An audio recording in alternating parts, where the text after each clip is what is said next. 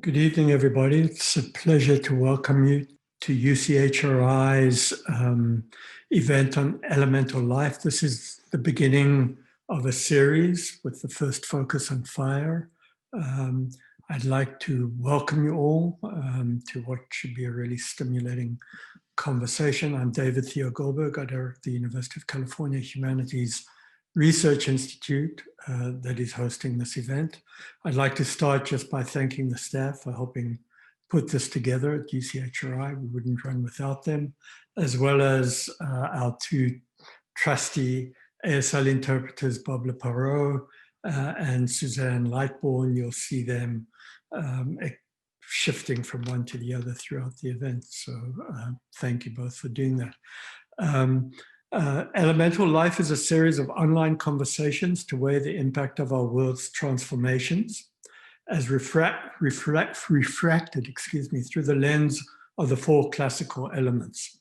UCHRI's Living Through Upheaval series brings into conversation scholars, activists, and artists from across the US and beyond to explore the political, ecological, and social change dynamics of living through upheaval. I want to thank especially our four terrific panelists this evening who have agreed to join us. I'm afraid that unfortunately Abrahm Lustgarten had to pull out at the last moment. He cannot join us because of a late-breaking, immovable work commitment, otherwise known as a journalistic deadline. Brandi Summers has kindly agreed to move from being a moderator to being a panelist. So I especially want to thank Brandi for the last-minute shift, and I will serve as the moderator. So thanks to all of you, Brandi Summers, Beth Povinelli, Karen Tei Yamashita, and Elizabeth Hoover. It's terrific. I'll begin just by very brief introductions to each of you, to each of the panelists, make some comments just about the general topic of fire, and then start off with some questions directed at our panelists. If you have any questions, please enter them not in the chat function, but in the Q&A function. We've turned off chat, of course, to avoid Zoom bombing. Elizabeth Hoover holds faculty positions in the Department of Environmental Science, Policy and Management at UC Berkeley. She's just joined us, so a great welcome to you. She was at Brown prior to this. Her research focuses on Native American environmental health and food sovereignty movements, indigenous use of fire, Native American museum curation, community-based participatory research, environmental justice, and food justice. A book, The River Is In Us, Fighting Toxins in a Mohawk Community, from 2017, is an ethnographic exploration of Akwesasne Mohawk's response to Superfund contamination and environmental health research. Elizabeth, or Beth Povinelli, as she's well known, holds a Franz Boas Professor of Anthropology at Columbia University. She's a critical theorist and filmmaker whose writing is focused on developing critical theory of late settler liberalism that would support an anthropology of what she calls, and I would join her in doing this, and otherwise. The work has unfolded across a more than 3-decade collaboration with her Indigenous colleagues and collaborators in North Australia, including most recently 6 films they've created as members of the Caribbean Film Collective. The most recent book, Geo-Ontologies, A Requiem to Late Liberalism, has received a wide range of acclaim. It's a book among many. Brandi Summers holds faculty positions in geography and global metropolitan studies at UC Berkeley. A little less recently joined Berkeley than Elizabeth, but recent enough to be able to welcome her into our extended fold. Her research builds on epistemological and methodological insights from cultural and urban geography, urban sociology, African American studies, and media studies.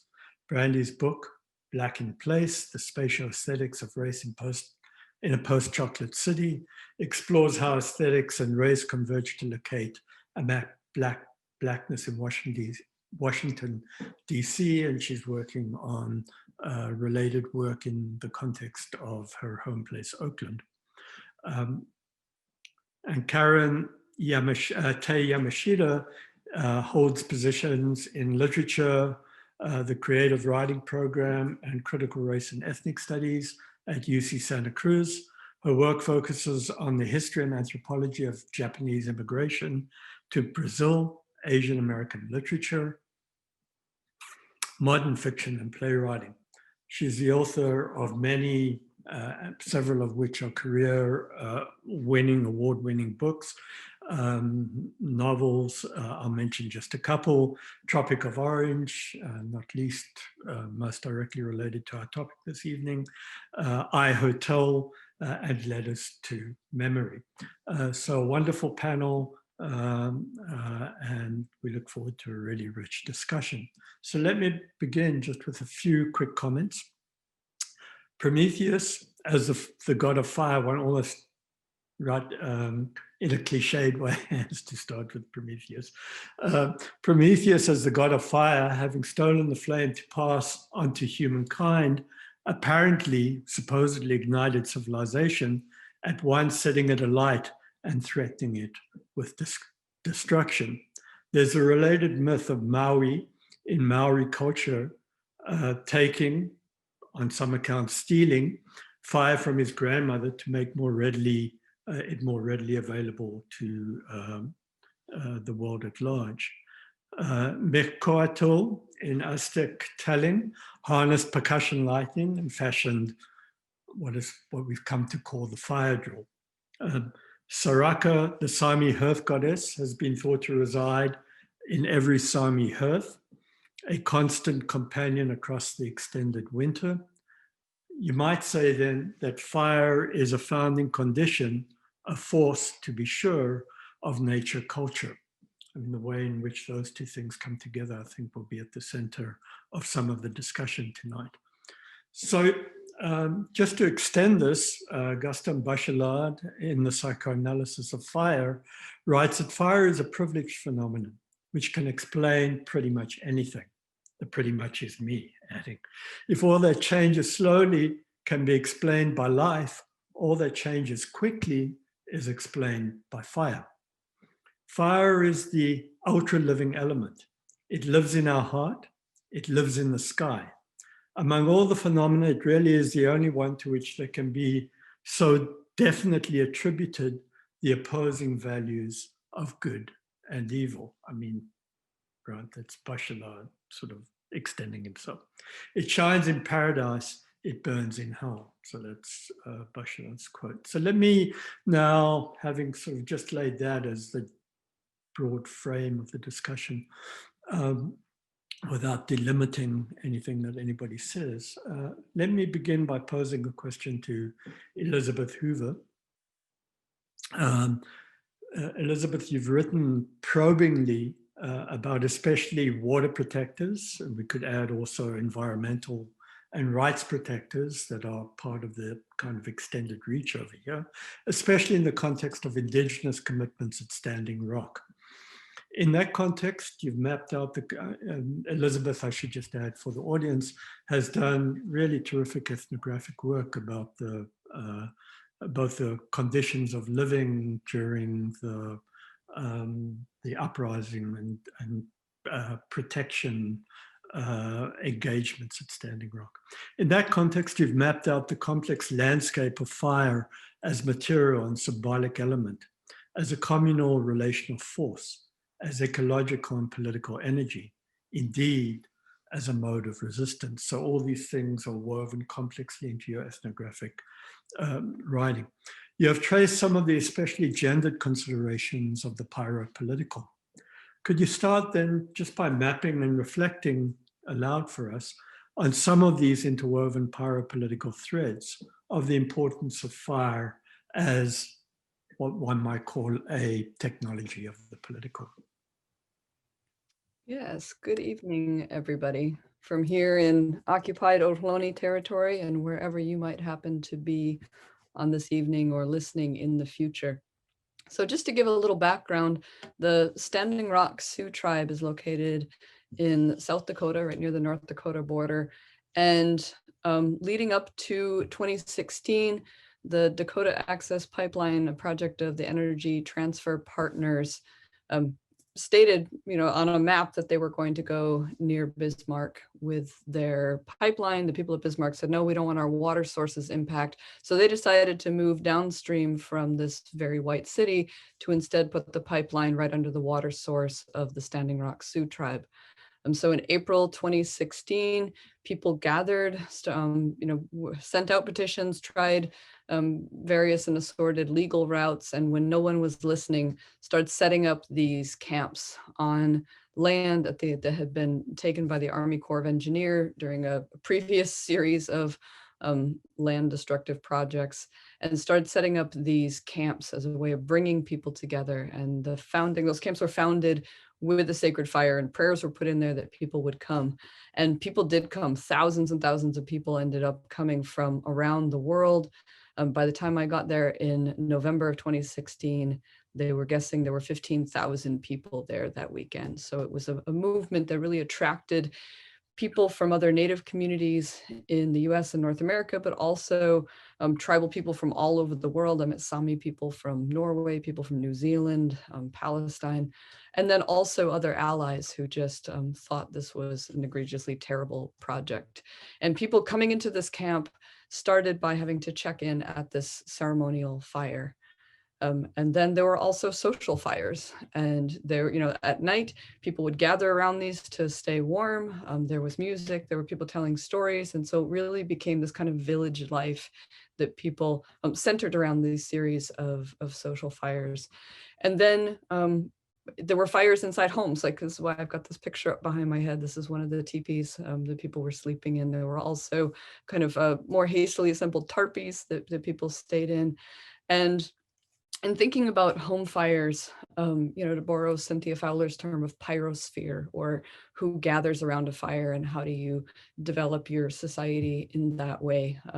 And so for some of the indigenous communities, like for Lakota people, my friend Winia was describing about how in Lakota, the words for family and fire are very closely linked, because the people who sit around your fire are the people who comprise your family. And in the Mohawk language, the term aguajile is for people who gather around your fire. It's the word for family and it's the word for fire, and they're all very connected.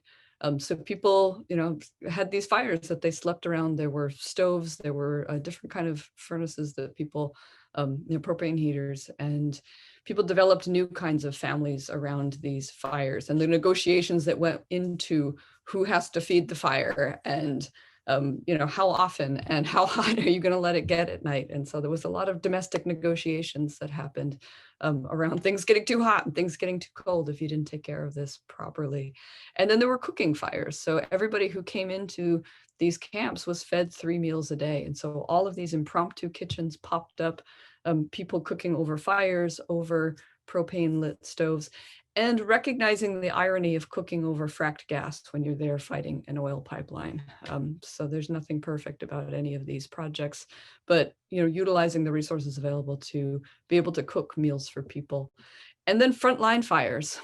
So there was, beforehand I was asking, is this too aggressive a background photo while I'm speaking? But people, you had a lot of youth who were really kind of feeling the 500 years of oppression that their communities had been living under, and came together. And when all of the hired guns and Morton County officials and police from 80 other units around the country came to crush part of this movement, fire was used as a way of keeping a barricade between the camps and the authorities. And as part of it, this is where, one of the women I interviewed who was there the day that a lot of construction equipment burned, and she said, it was really beautiful, because here you had all these people who had been repressed, who'd been pent up, things got a little out of hand, and the match was lit. And to watch something that was supposed to be for construction be destructed in that way felt very powerful to these youth who had been kind of pent up. And there was a lot of tear gas that was utilized as part of it as well. So this is a photo I took from my iPhone while running. And so this was something that was also part of the elements of fire and smoke and gas that were part of it. And participating in some of these kind of barricade fires were criminalized. So there were some people that were charged with the felony of knowingly using fire to commit civil disorder, is a specific felony you could be charged with. And, you know, fire suppression is part of what has led, you know, via Forest Service policies, is part of what has led to all of the different wildfires that we're contending with right now. So I just arrived in Berkeley, and the day my plane touched down, the neighborhood was under evacuation notice. It was like, okay, I have arrived. I am here in California. And people have pointed to, well, Indigenous people had all of these practices of letting things burn gradually and having a different relationship with fire. And when you let it build up, when you let that fuel build up, when the spark happens, it goes in a conflagration. And we saw that with people who had felt oppressed, who came to take part in this movement, and things started to burn. After Standing Rock was squashed, there were repressive laws that were passed that made taking part in these kind of movements much more legal than they had previously. So squashing protests like fire suppression is kind of seen as this precondition for a smoothly running petrol-fueled economy. And the camp went out in fire. So in February 22nd, there was a deadline for people to evacuate, and they burned down their homes rather than to allow them to be bulldozed by the authorities, so that they couldn't be desecrated as in other camps that had been destroyed as part of this movement.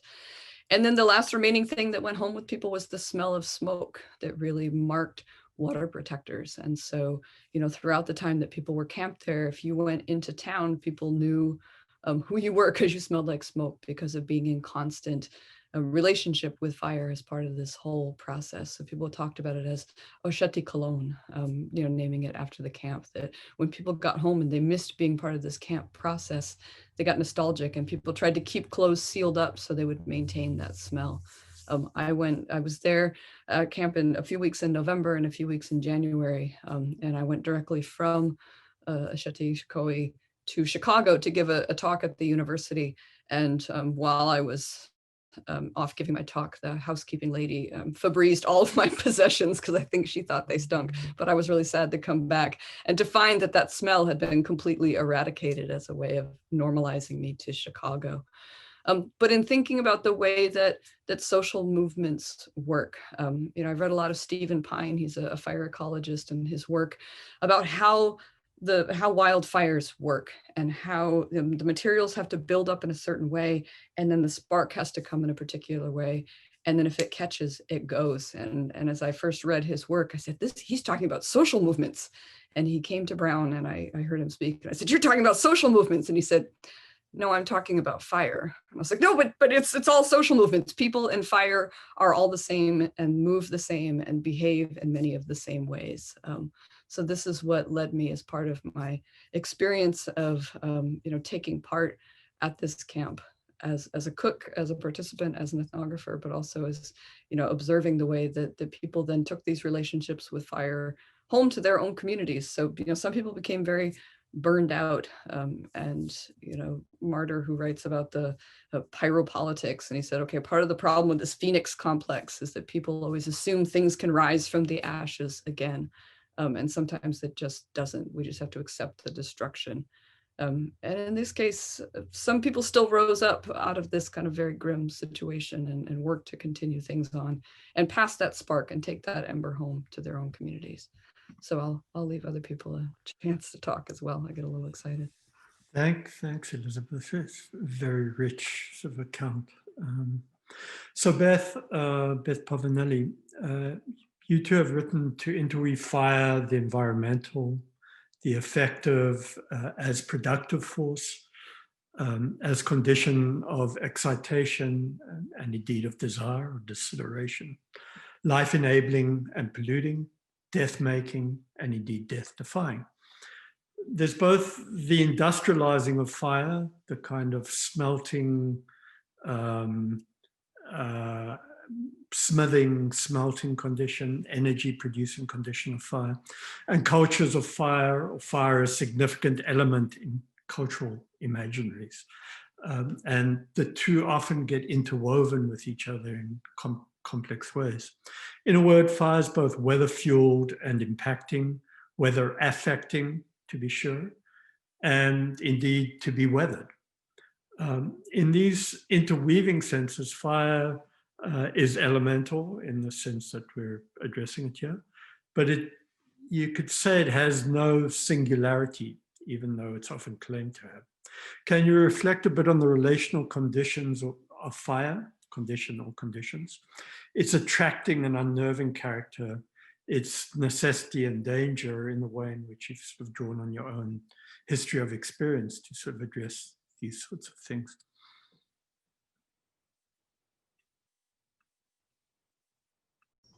There now. Thank you. And I think I'm going to be building from what Elizabeth was just talking about, although in a very slightly in a different context. I'd probably start by saying that my initial relationship to fire came from North Louisiana, where I grew up, but am not from. So we moved down there in 1964 when I was 2.5. So that's between 1964 and 1965, that's when we saw in the US the passage of the Voting Rights and Civil Rights Act. And in North Louisiana, in Shreveport, that was one of the hearts of the refusal by some to engage in any kind of desegregation, let alone racial justice. So fire there has a very long history. It has very deep racial history. More personally, it had a relationship between a form of building out into the forest in which we were growing up, but a forest that seemed to, as a little kid, me, and as a white kid, me, to be empty. And thus, when we were seeing this, siblings and I were seeing this construction, the building into what we considered our forest, depended on a much longer history of settler colonialism. That is, the movement of the Caddo, right, through series of violences and the long trail of tears out of the area, the movement of the forced movement of enslaved men and women, Black men and women into the area, and then the kind of fires that we lit to burn down the buildings we thought shouldn't be there, but a history of racial and settler fire. So in some ways, that's the really long background, or the deep background, that then when I first came to Australia kind of sat with me, the racialization and the colonialization of fire as a technology of dispossession and continual racial injustice. Now, in Australia, fire in manifest forms have been fundamental to what I've called late liberal settler governance of difference and the governance of markets. So in the 1950s, a lot of folks say the movement toward Indigenous self-determination emerged out of the 1950s during two scandals having to do with mining and uranium mining in Western Australia, right? So that there was a series of publicity about Indigenous folks in the Warburton area that led settler Australians to realize that the states had control over mining and uranium mining, not the federal government. So the federal government didn't have control over the use of mineral resources in the states, nor did it have control over or have any say with the way in which states were treating Indigenous people there. So settler Australians, white Australians, felt implicated for the first time because they were subject to a kind of fire, a potential fire, the kind of fire that emerged from uranium mining. And the reason I start there is that contemporary late liberal forms of the governance of indigenous difference really emerged. There's a significant shift in the 1950s in which white Australians suddenly said, oh, you know, with the pushing of indigenous social movements, that this older policy of assimilation and genocide didn't fit their vision of themselves anymore. And it led to, very slowly, first the referendum in 1967, which for the first time indigenous men and women and families had to be counted in the state and national census. Up to that point, indigenous people weren't even counted. They were people who were non-persons, right? And then it led to, in the 1970s, to the Aboriginal Land Rights Act, which pertained to the Northern Territory, that gave indigenous groups the possibility, and listen to this language, I mean, gave them the possibility of claiming their land, the lands that hadn't been alienated. Now, it makes no sense. It's like someone steals something from you, then it says, oh, sorry, right, I stole that from you. That was wrong. Now you can claim it back, but you have to prove yourself to be what a social anthropologist imagines a traditional Aboriginal owner to be. Now, but that was announced as this watershed in Australian relations with Indigenous people. It was announced as a watershed in giving Indigenous people self-determination, but it did so on the basis of a very conservative social anthropological model. Why is this important for FIRE? Because the mining lobby was fundamental to the writing of this law. The mining lobby wanted to maintain access to large magnesium fields, uranium, and et cetera, all of which were fundamental to the Australians' GDP. Australia is mainly a mining export country. So what the mining industry thought and the government thought is that providing this kind of determination that demanded that Indigenous people think of their forms of belonging to each other and to the land as proprietary, and people like Glenn Coulthard in Canada have talked about this too. What this did was allow miners and other kind of extractive industries to force Indigenous people to articulate their forms of belonging to a proprietary form that would allow them to gain access to land, to make these agreements. And so we've, you know, there continues to be a mining boom. There's the passage of this law allowed mining operations to continue in the north, in the Western Australia, and et cetera, to mine booming, such that by 2008, when the Great Recession happened, Australia didn't really suffer from it. Instead, it intensified pressure on Indigenous people, if they wanted any forms of compensation, to open their lands to mining, right? So that there was this continual digging process that went primarily to China, and intensified climate change. Now, all of this is about mining. What does this have to do about fires, right?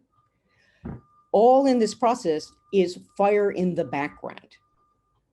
Smelting fires, right? Carbon fires that don't seem to be fire yet, right?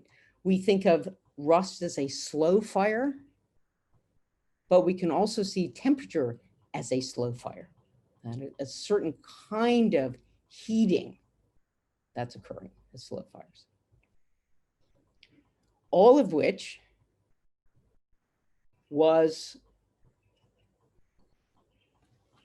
facilitated by a settler understanding and a settler demand that Indigenous people conform to an understanding of human and the more than human world in this proprietary model. In 2019, actual fires started ripping through Australia, like we saw in California. And something, you know, kind of predictable happened, I think. Many of us think. Certainly my colleagues, my family in Katabing think. When the fire started to affect them, oh, and I should say one other thing. In the background is not only heat, but in the background is something that Elizabeth's work has really talked about, which is toxicity. The relationship between mining, toxic tailings, right? All the separation of, and we've seen this, the separation of value from Africans that were forced into slaves. So you pull out that value and you leave behind an exhausted body. The pulling out of what was considered valuable in Native American, First Nation, indigenous lands. And what do? They leave behind the tailings, all the toxic tailings, right? So that when fires are lit, and again, I think Elizabeth can talk about this more than I can, when fires are lit, not only are you producing carbon that adds to, and when mining is moved into industrial processes, not only are you creating more carbon and you're, right, but you leave behind these tailings so that when you light fires, say in a quote cultural way, although I don't like that word, you also are oxidizing those toxins. And so there's this continual intensification of the relationship between leaving toxicity, digging a mine, leaving toxicity behind, and then in the fire season, intensifying that toxicity. In 2019, when these fires started moving through us in terrible ways, right? Through especially South Australia, I'm up north, South Australia, we suddenly saw emerging a public rhetoric of turning to Indigenous people for the answer to fire management. Exactly what Elizabeth was talking about, fire management. So again, public officials, fire departments, radio and television pundits all said, perhaps we should ask our Indigenous colleagues, our Indigenous citizens, how to do this. How should we manage fire at this point? And there's a singer, there's a band in Australia who, you know, I know through other people, called Stone and Angus, and they wanted to, and they did, they covered, you could Google this, they covered Midnight Oil's Beds Are Burning to raise money for fire relief. And they asked Katabing, the Katabing Film Collective, if we would contribute some lyrics, some background lyrics. And so the younger adults in Katabing said, yeah, that would be cool. But then it was really super interesting in the lyrics they came up with. They want to do more of a hip hop. They said, this is kind of dull, let's liven it up. And the lyrics pointed to what Katabing considers the ongoing psychosis of settler, late liberal settler colonialism, which is this kind of psychotic break with their own practices, right? Because the lyrics weren't simply, well, in our traditions, we do X, right? The lyrics started with try, talk lalia, which is, you try and talk to these people. They don't listen. Like, how many years have we tried to tell them and they won't listen, right? And then there's, you can listen to the song, you can actually go and listen. And then there's a lyric with, we were taught to burn the grass when it's properly dry. So early, but it's dry. So you can do this fire management. But what are we going to do when the whole world is dry, right? Try, talk to Alia. They don't listen. And as part of the discussion between, in this discussion was the attempt of, young adult Katabing members to say, what are you asking us? You have pounded the earth almost to cement. You have recreated the ecological system so that even in the North, when we light fires, we're lighting different grass. And that different grass burns in a different way. And when we light fires, sometimes we're lighting exactly what it was, because just we're angry, right? Because you won't listen. But you only turn to us, you only ask us what we think when your houses are burning, right? Yeah. So part of what we're looking at is this movement, the circulation of industrial capitalism, governance of difference, and a certain kind of psychotic refusal to understand how they're related. And then the treatment of Indigenous people and other racialized people as if they're just a repository that can be drawn on to help save the people who are causing the problem. Thank you. Again, a very rich account. The question of race has been made explicit, of course, in all of this. And I want to turn to Brandi to ask what the ways are you see fire being taken up in the context of an urban politics in all its complexity. Obviously, the notion of conflagration so easily or readily applied to urban uprisings when they assume certain expressions, speak to both the literal and metaphorical framings in terms of fire that position people, I mean, that very conception positions people expressing themselves in particular kinds of ways, positions them both literally and symbolically in the context of a social understanding of the movements that are taking place. Can you think aloud some about fire as an urban political technology, the way it gets taken up, the way it gets used, the way it expresses a form of the political and its sets of symbolisms and counter-symbolisms at work? That would be great. Thanks. Sure. Thank you, David, for organizing this and allowing me to be in conversation. I think it's going to be a great one. So, I want to actually start where Beth started in Louisiana. So my family migrated to California from northern Louisiana, and they fled because my great-grandfather was apparently inappropriate with a white woman.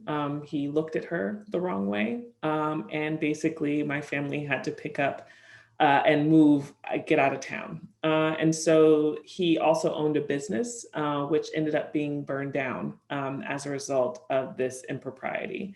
So just thinking again about this context and the racialization of fire, again, used as this technology, not only to elicit fear, but also to burn a business, which they didn't want him to have in the first place, to the ground, and, having to start anew in another location. So, I've thought about this question over the last couple of days. And so shifting from moderator to panelist, I've been thinking more about fire in the urban context. Mostly, there are these ways that, yes, if we think about upheavals, if we think about resistance, if we think about challenges to the state and the state's constant desire to protect property over people, it seems as though the most logical response is to burn everything down. And so often, people who are involved in uprisings are questioned as to why would you burn down, tear down your own neighborhood, when in reality it is this political process to let people know, again, that you don't care about us, you care more about these buildings. So maybe it's time to listen. But then I thought about, the use of fire or the role of fire as this tool of the state, or really this form of statecraft. And so I thought locally, there's an area that doesn't exist anymore in the Bay Area called Russell City. It was an unincorporated area, and it's now part of Hayward, which is a suburb outside of Oakland, San Leandro area. And there was Russell City it was settled by a Danish immigrant, and I think it was settled in the 1850s. So it ended up being a sanctuary for Black people prior to the Civil War. And so for many years, this city, this area was inhabited by a diverse group of people, because as time wore on, restrictive covenants determined the racial geography of the Bay Area, and Russell City ended up being one of those territories where Black and Latinx people could live. Over time, we started to see where not only the county, but the city of Hayward didn't provide it with any resources whatsoever. So people really had to fend for themselves. And so there was a point at which Hayward wanted to expand and started buying property in Russell City, because they wanted to make it into an industrial park. And so the easiest way to do that is you determine areas blighted, or you determine that areas are uninhabitable. Therefore, they have to be taken over and remade to be habitable, or at least to be usable again. And so as Hayward started to buy up parts of the city, there were still people who refused to leave. And so what was the final straw, what was the nail in the coffin, were this mysterious set of unresolved arson fires that took place in the 1950s, that a lot of Russell City residents knew were from officials. All of a sudden they said they were electrical fires, right? Even though people didn't actually have electricity because they weren't being served. So there are these ways that they were trying to take over this territory and make it their own by burning it to the ground. And this was the cheapest way to get people to move out, right? So I've been thinking about that in terms of how fire ends up being a way to move people, right?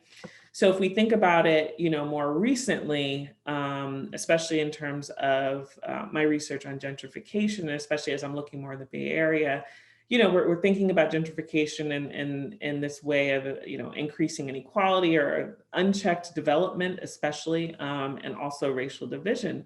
So what ends up happening is that speculation acts as this accelerant, right? So it actually fuels a particular kind of fire. So there's a metaphorical way we can think about the fire that's essentially burning, but then it's literal at the same time. So in 2016, we have the Ghost Ship Warehouse fire, where 36 artists died because there was this, it was an illegally modified warehouse that caught fire. And it was, again, home to several artists and musicians who were ultimately priced out of the market.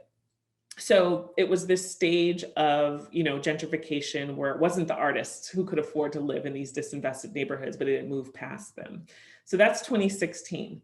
But then in 2018, we have this rash of arsons and suspicious fires in Oakland, where there were several residential developments. I think there were 6 between 2017 and 2018 that were set ablaze. And so, there were a number of people who weren't particularly sad about it, because there were these, huge townhome mixed use communities that were being built, millions of dollars, and saved maybe 5% for affordable housing. And so in the neighborhood, fires were struck in order to essentially intimidate and move development. But again, it was the gentrification that really spurred kind of this burning, right?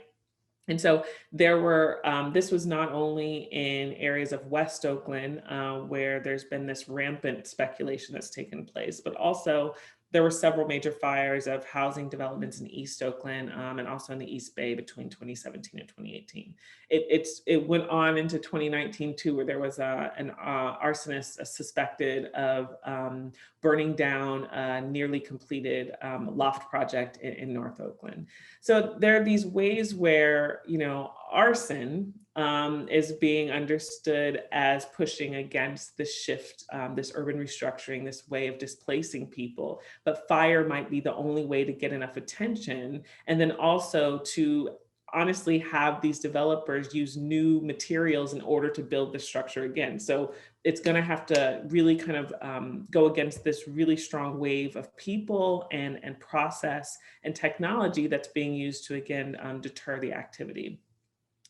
I don't want to go on for too long, but I do want to also think about kind of imagining a future, right? And so in thinking about, often if you think about pop culture In post-apocalyptic film, you see everything's always burning, right? You see these desolate landscapes and fire.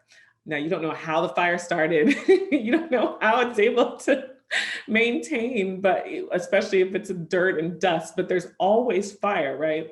And so as we have entered this, what feels like a post-apocalyptic time, it really kind of has us think more about a post-apocalyptic landscape, but really more so impermanence. I've been thinking about ephemerality and impermanence more often, just as a solution where if there's burning, and something that, you know, Elizabeth was talking about at the outset, where there's this gradual fire, right? It means that you have to make anew, you have to start over and just repeat to create something different. So what that means is you're pushing against kind of these modern conceptions of permanence and this idea that you need these permanent structures to exist in order for people to be, to really be valuable, right? So it's in this way of change, understanding of change, cycle, impermanence, that we actually might be able to get free, think of a different way to detach ourselves from capital in the ways that developers have attached themselves by building these structures. So kind of in these periods, certainly there is a racialized understanding of what fire can do, especially as it relates to resistance.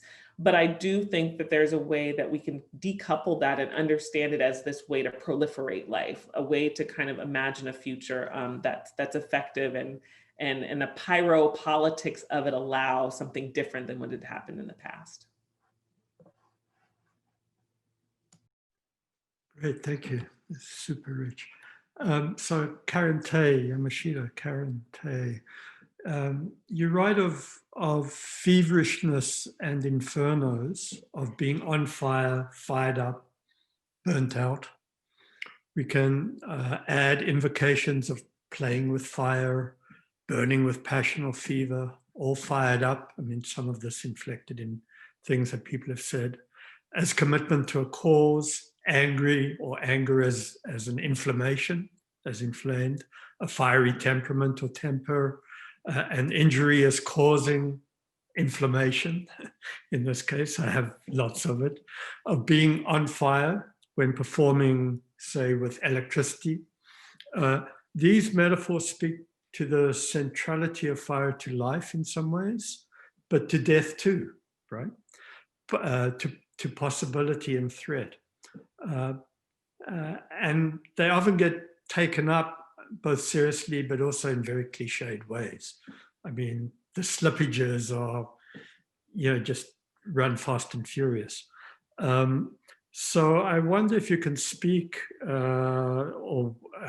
speak to how these metaphors speak to the centrality of fire, to life and death, to possibility and threat, and also to cliche, sort of in these sort of in the complicated movements between these senses of things. Well, thank you, David, for inviting me. Yeah, I'm very honored. I guess I'm the writer of fiction in the midst of this conversation. And when I went back to think about this, I thought about James Baldwin's Fire Next Time, and I went back to look at that and to read it again. And you know, that was published in around 1963, I believe. And the 2 years later, the Watts riots, that rebellion happened, and I was a young kid at the time, and I was living in Los Angeles, and I remember that event. And I remember my father was ill at the time, and we all gathered outside. We were living on the west side of Los Angeles in those years, and saw, you know, the city on the other side burning. And my father was a pastor of a Japanese American church in Los Angeles, and that church was not too far from Watts, and so I think we were all really concerned, and that was the fire that I remember very early. And then, as you know, I've written about Los Angeles, and I think that probably that is in the background of that work, Tropic of Orange. And certainly the next fire, which was in '92, the fires which practically covered the city in that time. And so yeah, I'm recognizing all of your conversations about the urban fires and the relationship to the land. And in those years, as Japanese Americans, as African Americans, and Jews, there were social covenants and then Brandi will be able to talk about that. But because of those social covenants, we could only live in certain places in the city. And so that memory of it, at the same time for the Japanese American community, there was that community was returning from internment camps in the post-war. And so my parents had been interned in camps and imprisoned, and they had been imprisoned in places that were Indian lands, in fact. And so they came to restart their lives in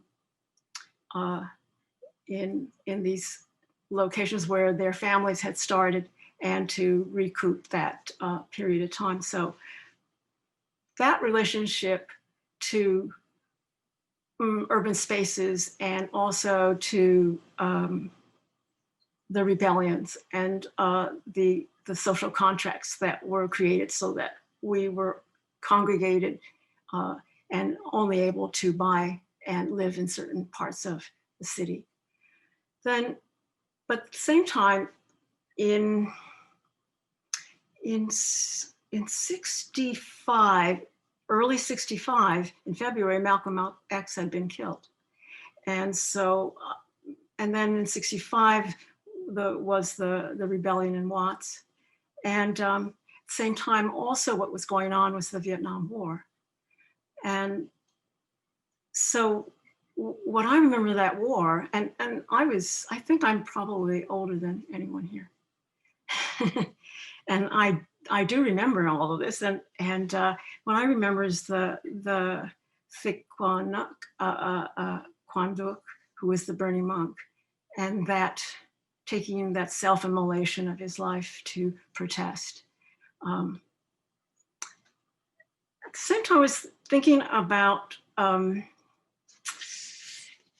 Baldwin's words, "The fire next time." And when I went back to look at that epigram that he starts, that is the title of the book, what it is, it comes from, let me find it here. It comes from a gospel song, which is both a Negro gospel song, but it's also a bluegrass gospel. So it's been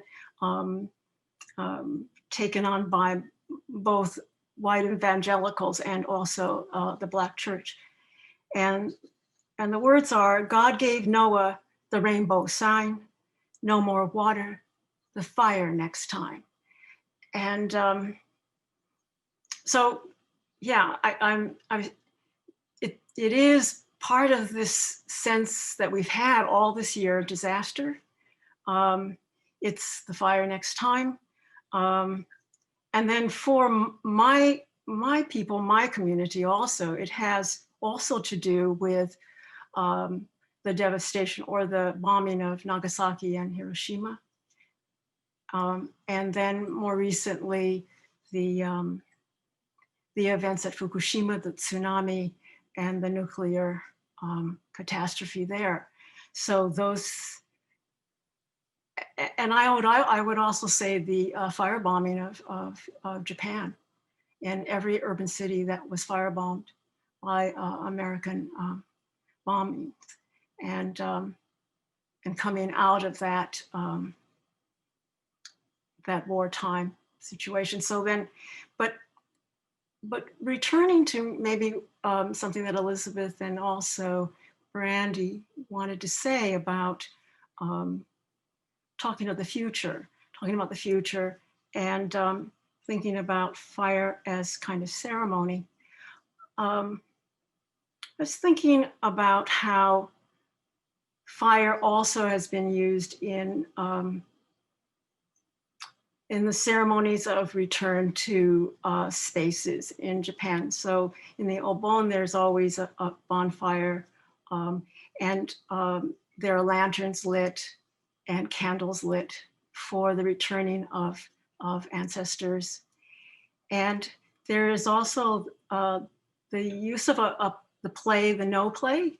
And in the no play, traditionally the no play was played outside. It's the mask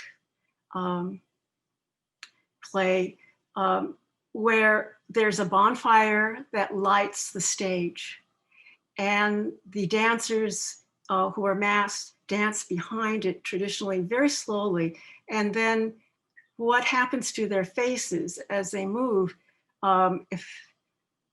shadows the mask. But what the characters in the play of No normally are, they are ghosts. And they're ghosts of folks who cannot leave because they have need to tell about their suffering. And so in these stories of No, before a bonfire, these stories are told, and the audience, but also the priest who participates in the No dance is able to bless that memory and allow that that ghost to finally die. So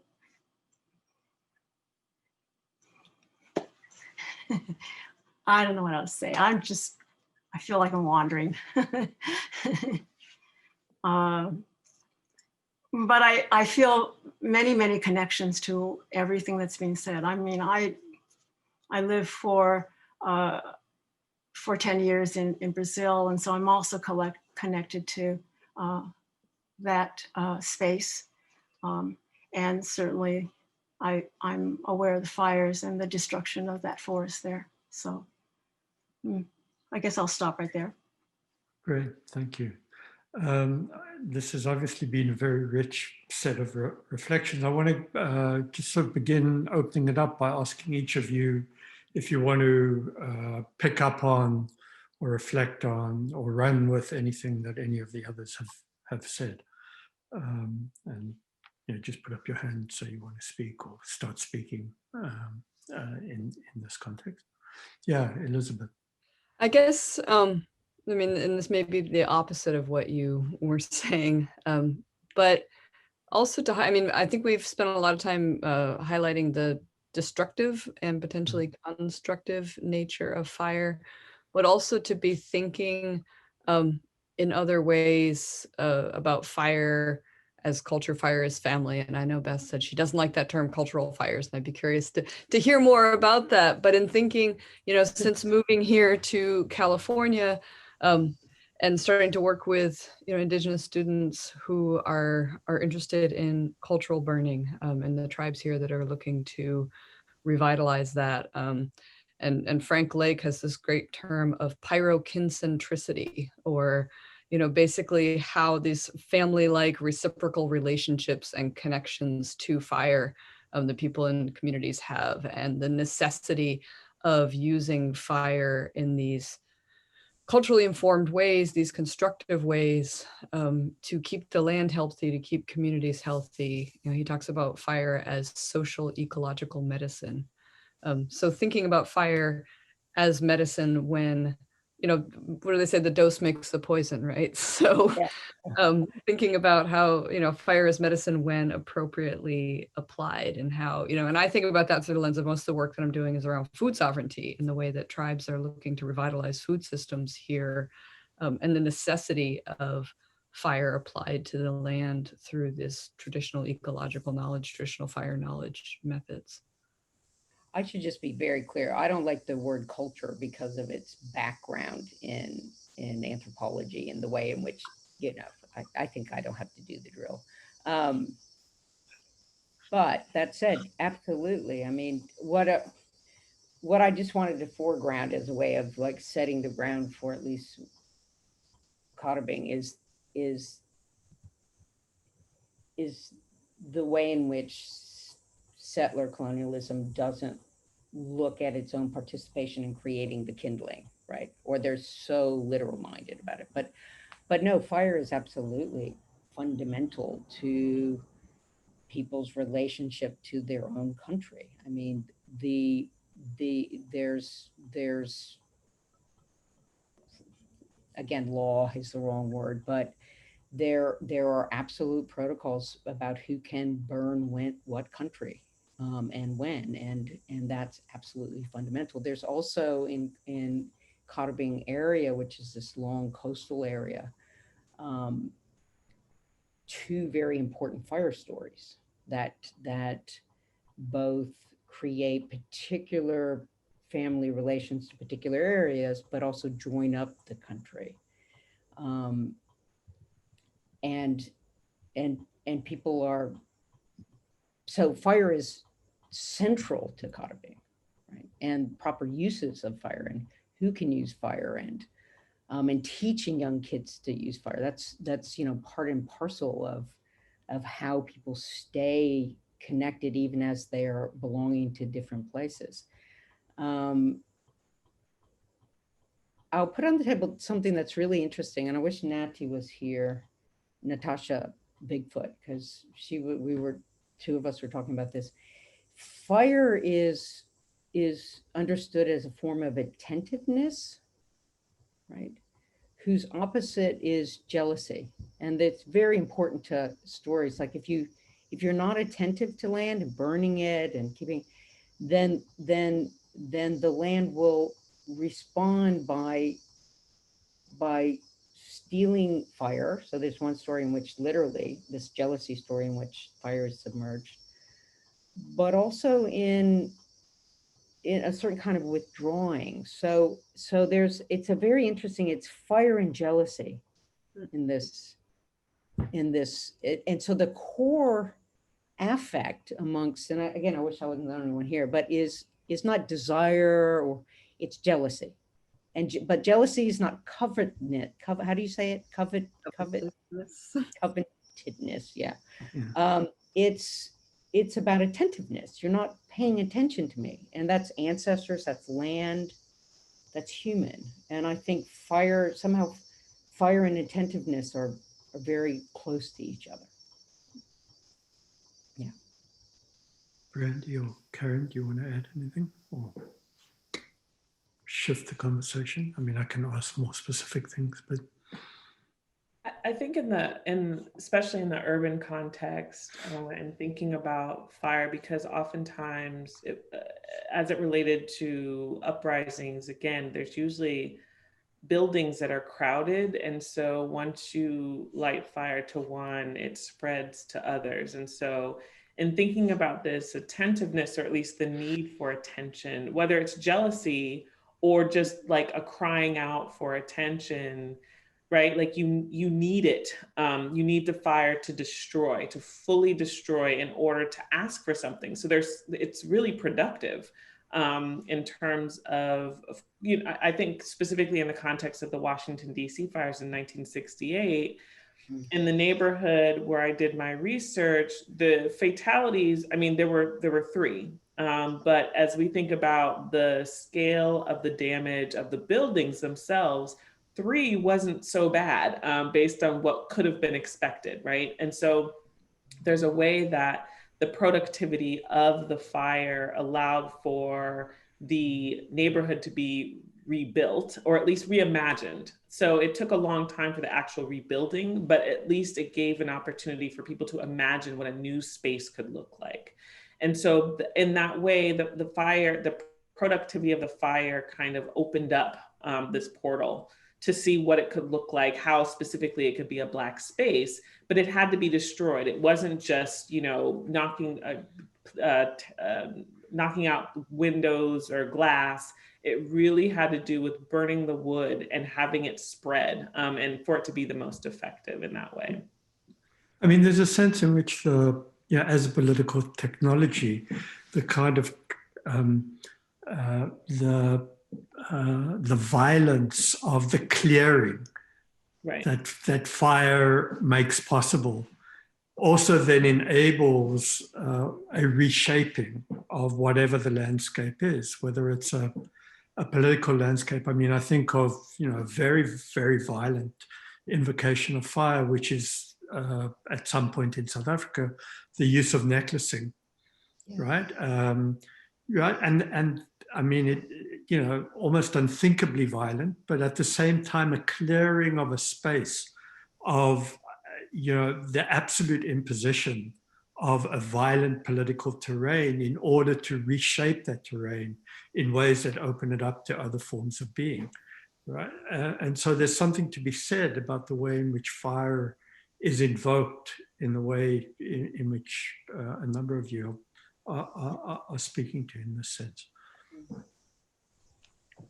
Karen, do you want to? Sense of, fire as spectacle, and and reproduced as on media as these bombs behind the heroes that emerge from the fires, and bodies being thrown from bomb and smoke, and then the naturalization of these horrific moments, which are almost cliche, if you wanted to speak about that, and even comical, and then all of this created into a speculative world in which super humans or super robots or powers are able to control that.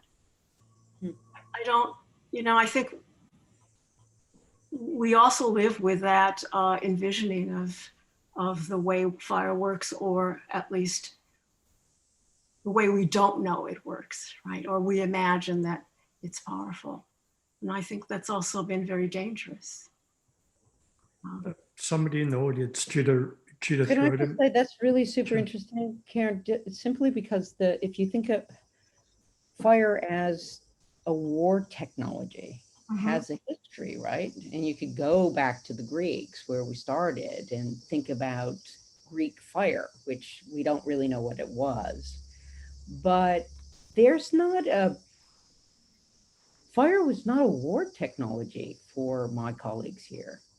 It was it's actually, when done properly, it's considered to clean and allow the grass to grow again so the animals come back, right? So and indeed one of the stories is not using fire as to intensify it as war, but rather to take fire and drown it in the ocean. That is, the violence is removing fire, I guess, but there's a particular history to the transformation of fire into a war technology, and it comes out of the Greeks. I mean, I don't know. So that's. There's a question from Jim Farris along the lines addressed particularly to Karen Tei. What about Burning Man? Spectacle for sure. Is there more that we should account for in relation to that spectacularity? I've never been to Burning Man. I couldn't get there. My daughter finally, it's impossible. And certainly in the 60s, there were these spectacles of fire and using of fireworks and dynamite. I mean, fireworks, absolutely celebratory and fun and magical. But dangerous as well, right? I remember being burnt as a kid from fireworks. Yes, and then, of course, the movement of the dynamite or that into firearms and that possibility. I don't know. I after you visit Hiroshima and Nagasaki, it's hard to. It's hard to think about all of this in peaceful terms. That the burning of those bodies and the destruction, the horror of it, it's unspeakable. It's really unspeakable. So I'm trying to move, with you on this idea that fire is cleansing or ceremony and all of those possibilities. At the same time, it's, yeah. There's a question along these lines that sort of opens it out a bit from Radha Krishna and his colleague here at Irvine. He asked whether you could say more about how fire figures ambivalently in the undecidable relationship between nature and culture. I mean, I think if you look at most of our ancestors, regardless where you are, had a very different relationship with fire than most civilized modern people do today. And one of the first things that settler colonial governments did everywhere was to limit people's uses of open fire, whether that is in Australia or here. It was like, no, you're not going to burn the landscape, even though people, all these folks from Europe who weren't used to using fire necessarily in the same kinds of ways. But yeah, to be civilized, you now had to contain fire inside your stove. It's inside light bulbs. It's, maybe you might light a candle or a cigarette, but, one of the things that was interesting about everyone now that was gathering there at Standing Rock was to suddenly be in a very close relationship with fire all the time. And some people, I grew up in the middle of nowhere with a wood stove, so I was a little more used to that. But for a lot of people who are used to turning a dial to interact with fire in any sort of way, that was a different thing. So I think, fire has then been reserved for these most, for religious people. It's for candles, it's for incense, it's for smudge, but it's not something that's part of your everyday life if you're embracing this civilized, cultured world. It's just my quick reflection. I mean, you evoke the religious, of course, as well, right? Both in its cultural expression, but as an ordinary fire as an ordinary ordering mechanism in relation to religious life. In some ways, I think of smudging. As you mentioned, the sort of sign of the cross and so on, but the lighting of the lamp in the temple as an expression of keeping religious life going, right? As a deference to the spirit or whatever you might call it. But I think worth noting too is, as Beth said, now all of a sudden you have, the US Forest Service here, you have the authorities in Australia and in other places that were like, no more burning, that's so uncivilized, it's so dangerous, so uncivilized. And all of a sudden it's like, oh, hey, can you tell us more about this cultural burnings that prevented the whole state from burning down back in the day? Like, hi there. Like, Hi there. Real interested. We haven't let you practice this in generations, but if you suddenly, remember how all that worked and let us know, that'd be great. So before, fire was very uncivilized, dangerous, primitive, and now it's like, oh, you all had a system. There was a culture here. So I think that's some of the ambivalence that your colleague was referencing. Beth, were you? No. I just was having a moment of identification. I just love that first line that, these are like 20, 30-year-old young men and women. And the first line of this song about, was try, talk long, they won't listen, they just won't listen. And and with the implication, they're still not gonna. So sorry, I was just expressing a perverse boy. So here's a question for everybody from Ruth Shu.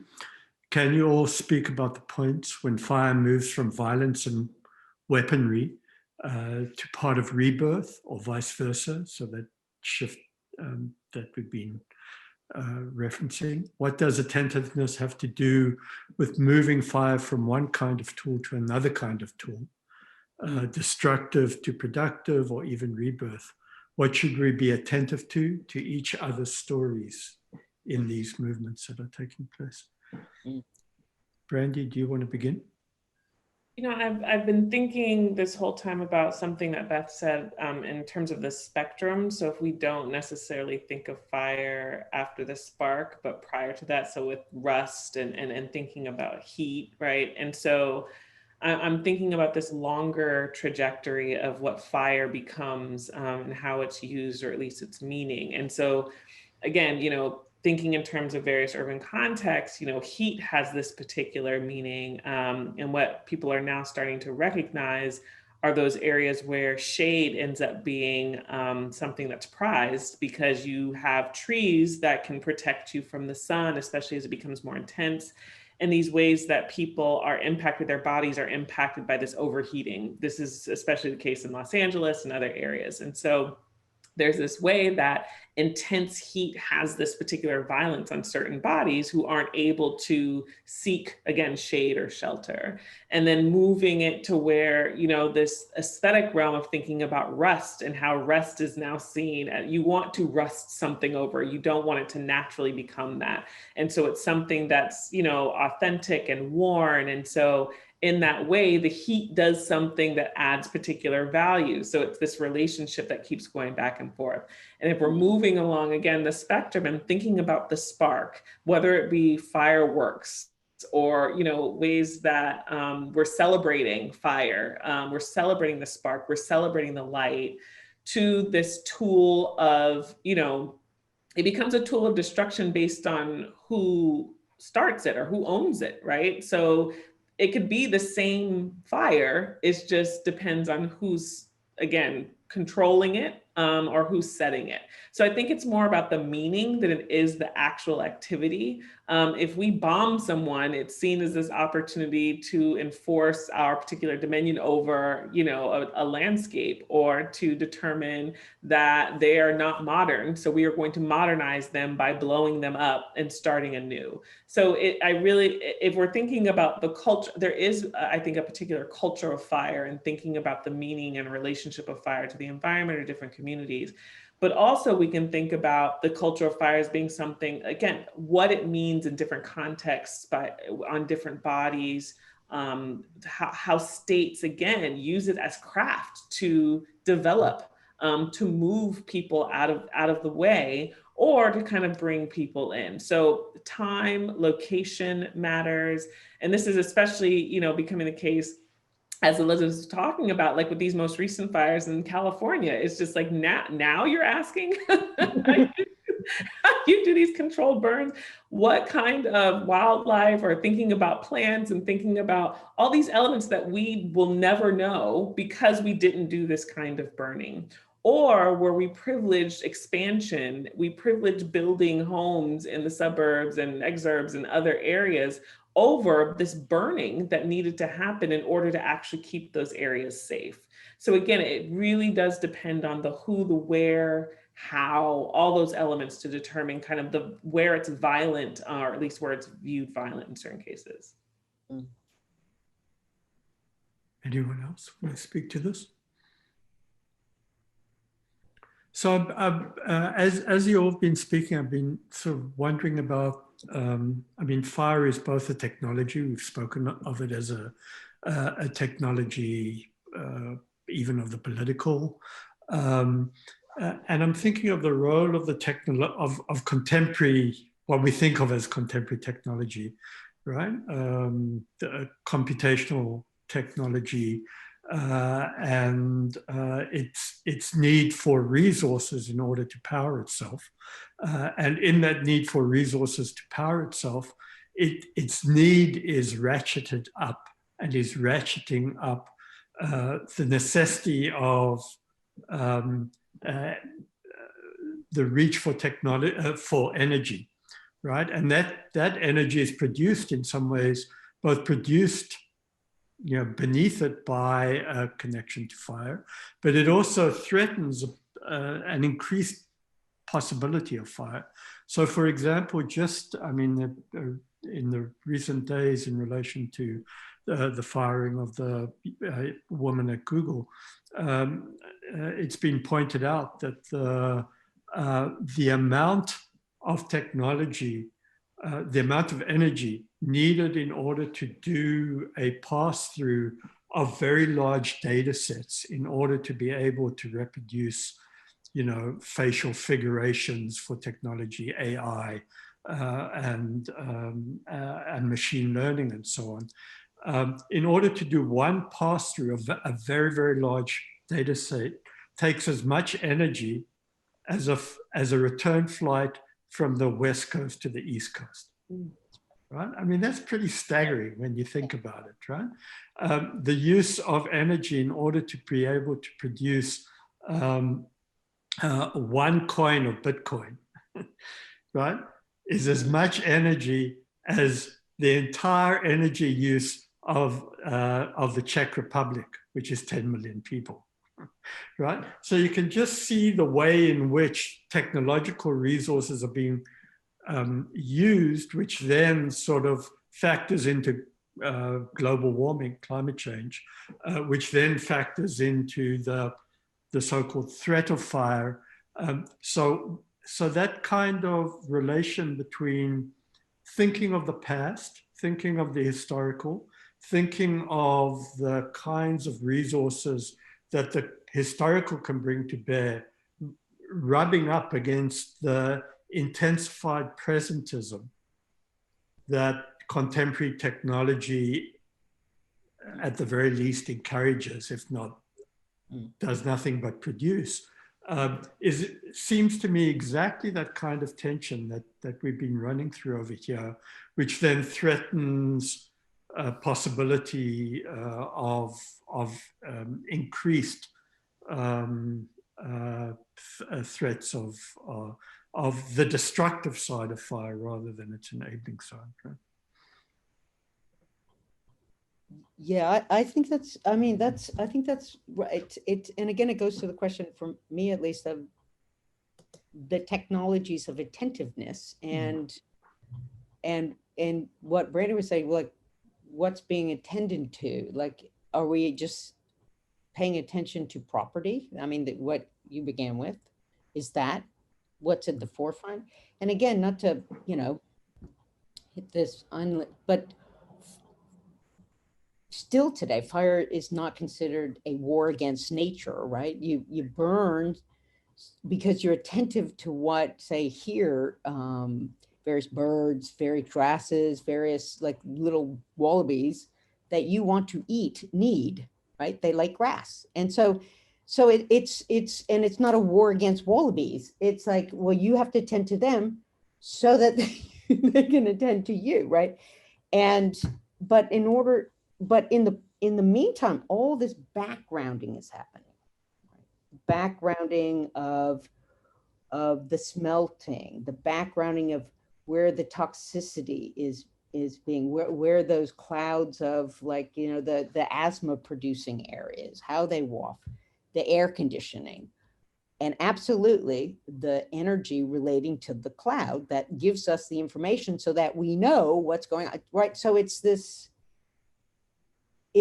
and what are the ways in which our attention is diverted from what's really fueling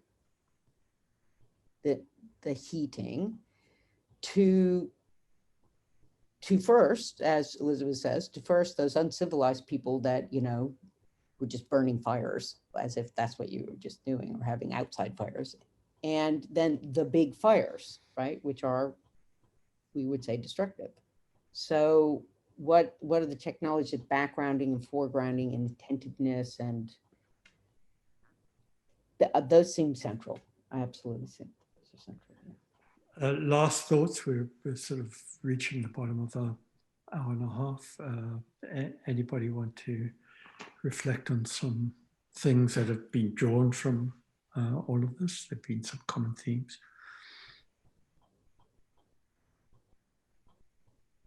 Karen, no?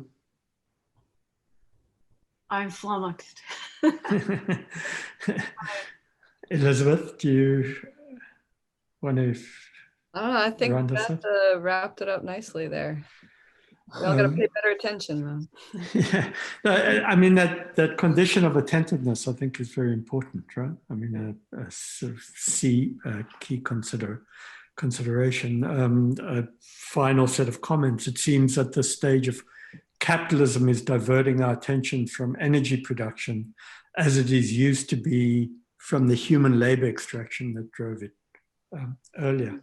I will end just with an image, in part conjured through Karen Tei's namesake, Yasuka Yamashita, who's a Japanese jazz pianist, a very well-known jazz pianist who has engaged over the past 35 years, sort of bookended the past 35 years, with a jazz performance at a burning piano on a beach, right? So he's actually composing, improvising, composing as a baby grand piano is burning in flames, and that relation between composing life and the threat of death in the face of this inflammement.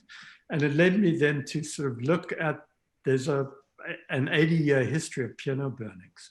Actually, they take on different contexts. I mean, some of them culturally indexed, but some of them related to the Royal Air Force in Britain, and the memorializing of airmen who are lost, and conditions like that, and burning a piano because one of the airmen was a pianist, and they took out a stand-up piano and sort of burnt it outside. So there's a complicated relation between memory, history, composition, life framing, and the play with death that are produced through these images of the relation between, in this case, sound, music, and the way in which life is put under threat as a consequence. I want to thank you all. This has been a really, really, really interesting conversation. Really touching on key notions of life and death, of the technology of politics of technology, of our relation to each other, to the land, our refusal of that relation in some ways, our extractive relation to it, and so on, and the rich relation to questions around property and control, and so on. So thanks for a very rich conversation. We will put it up with resources on our event website at uchri.org. It's been a great pleasure, really terrific. Cheers. And thanks to the interpreters as well. Thank you. Thank you. Cheers. Great. You. Bye, everyone.